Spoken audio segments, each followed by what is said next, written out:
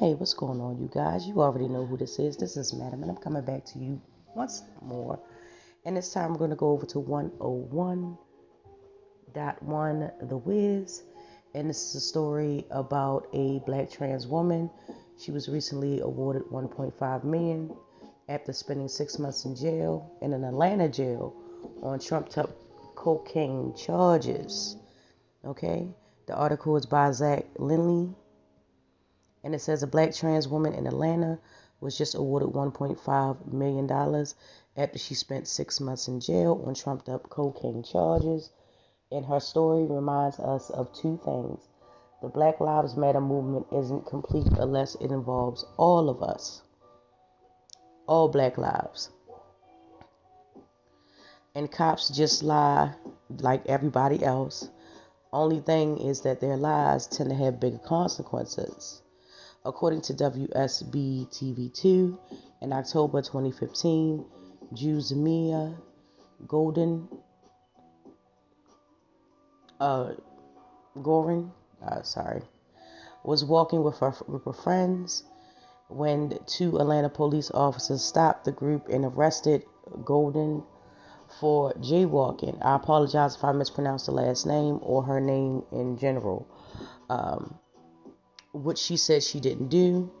Now, already this story about racist cops profiling black people and then fishing for a reason to put them in handcuffs.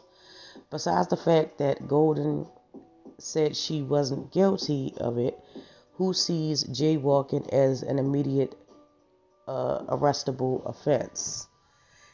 Can it be dangerous? Sure, but at best, it's worth a citation, not putting someone behind bars. And I mean, just to interject really quickly, I really do feel that way. A lot of times people really don't do that. Depending on where you are, I mean, you see people jaywalking all the time and things like that. And you know what I'm saying? They make it across safe and sound and nobody gets arrested.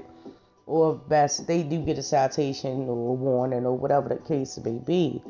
But, throw somebody in jail for that. How do you get from jaywalking to drug charges, But let's find out, okay?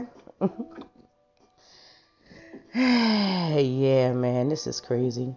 But obviously, when it comes to a black trans person, a bigoted cop is looking to arrest anything goes. And if cops can't simply arrest a Negro for something as ridiculous as crossing the street incorrectly, they better find a plausible reason, even if they have to make one up. Man, that's crazy. During the arrest, an officer searched Goldwyn's purse and found a stem ball. He cut it open and tested it for cocaine. WSB-TV reported. Defense attorney said that despite the fact that the test was negative, the officer charged Goldwyn with trafficking cocaine. But how would that be still considered trafficking? I would assume that would fall under something of personal use. I mean, it's no secret that people are grown and they're going to do whatever they want to. Not saying that she did. Not saying that was the thing that she was doing, whatever the case was. However, I don't think that constitutes as trafficking. But, okay. And this is a tweet from WSB TV Investigates. You can go check that out on Twitter, and I definitely will, as I always do, drop it down in the description. So if y'all want to check it out, you can. But continuing on, this has to be among the laziest frame-ups ever committed by a cop. Really? Passing off the insides of a stem ball as cocaine is what they resorted to now. And I mean, again, just to interject, this is not nothing new. I know, like, where I'm from, and stuff like that. It was a whole big case that was on the news, and cops got in trouble for this, for literally planting drugs. I'm pretty sure this doesn't just happen in Maryland where I'm at. You know what I'm saying? But it was a real big thing. I mean, it still is a thing down here, but and it got so out of hand that they had to start locking the cops up, or penalizing the cops, especially when you find it on body cam. Anyway, I digress. Of course, it's easy to call this a pathetic and easily disprovable method of creating a crime where there is none. But let's not forget, it kept Gowen locked up for 6 months. Gowen's attorney, who also said one of the officers used an anti-trans slur during the arrest, filed a federal civil rights lawsuit against the city in 2019, resulting in a jury ruling that the Atlanta police have to pay Gowen $1.5 million. Okay? This case signifies a small but significant victory on the behalf of the the LGBTQ plus community and other marginalized people here in Atlanta who have been suffering through discriminatory and callous policing by individuals who swore to protect and serve their communities. Which, if you really look at the demographics, and this is all over the United States, a lot of the officers that work in your district where you live at they don't even live there. Okay? They don't even live there. So how would they know anything about your community? But again, I digress. This is crazy. Man, that's crazy. All right. But who's under cover of darkness are indifferent to the consequences of their discriminatory practices on the most vulnerable amongst us? Attorney Miguel A. Dominguez said in a statement. I hope I pronounced his name right. It's clear what this discipline, if any, the cops will face, but what they did should actually be considered an arrestable offense.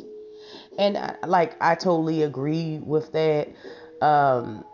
Like I said, it's not an uncommon thing, and communities with color, communities that have a melting pot of people, regardless of what their orientation is. But it's just a small glimpse in the window that, I mean, a lot of people of color face every day. I mean, it's crazy. I mean, they always paying charges on people for the smallest offenses, jaywalking, spitting on the sidewalk, just carelessly, and not even. How many times have you walked down the street, for example? How many times have you walked down the street and just, pulled something out your pocket, and it was like a little piece of paper or lint or something like that, and you just, flinged it off and stuff like that? Like, stupid stuff like that. And it turns out to be the most biggest things. Like a little tiny offense will turn into like a 6 month, 6 years, 60 years stint. And it's really, really, really crazy. However, these are the people that we have that's supposed to protect and serve our communities. But that doesn't go to say that, people don't have certain biases. And my whole position on that has always been, why are you worried about what this person does?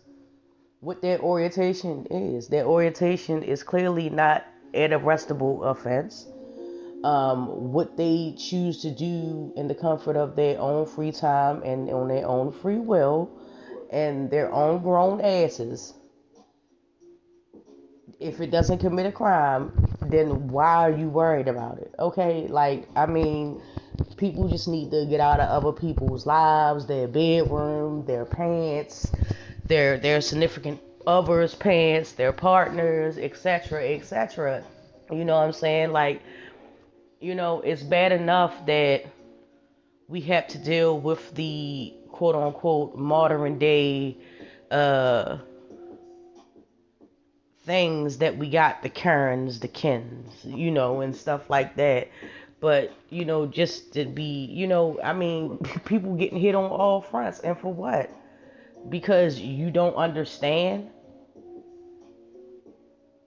the change, you don't understand the transition, you don't understand the upbringing or whatever it is, regardless of what you think about a person. And this is just not for, trans people. This is for, all people of color. You know, just because you're black and you're from the hood, or you're Hispanic or Latino, or, insert your nationality or your orientation, does not give a person a right to throw you in jail. Okay? It doesn't. Regardless if it disgusts you or not. That's not, it's an opinion. Nobody should go to jail for an opinion. Nobody should go to jail for a negative drug test. And I think it's important to note that as well, that it was tested and it came back negative. So why did she spend 6 months in jail? I'm willing to bet some money that it wasn't because of that stem ball that they found. Okay? And I'm gonna just keep it 100 with you. But in any event, I'm glad that she was able to overcome this.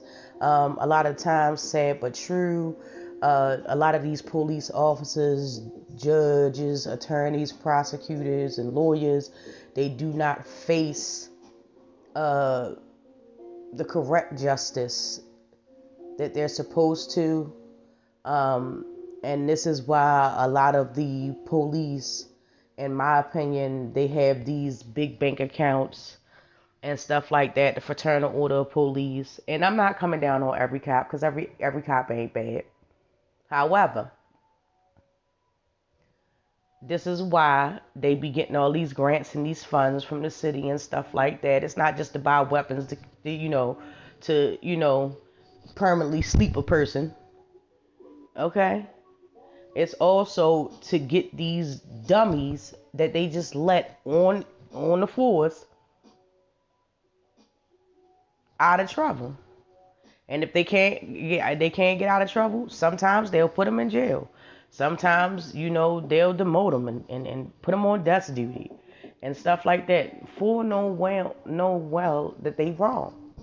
And that's all I gotta say about that. I'm glad that she got what she got, and I hope that she does something to, better herself. And definitely, most definitely, I hope she becomes an advocate, because it's stories like these that need to be told, because a lot of the times they hide it. Straight up. With that being said, you guys, drop down in the comments. Let me know how you feel about this. As we always do, we always,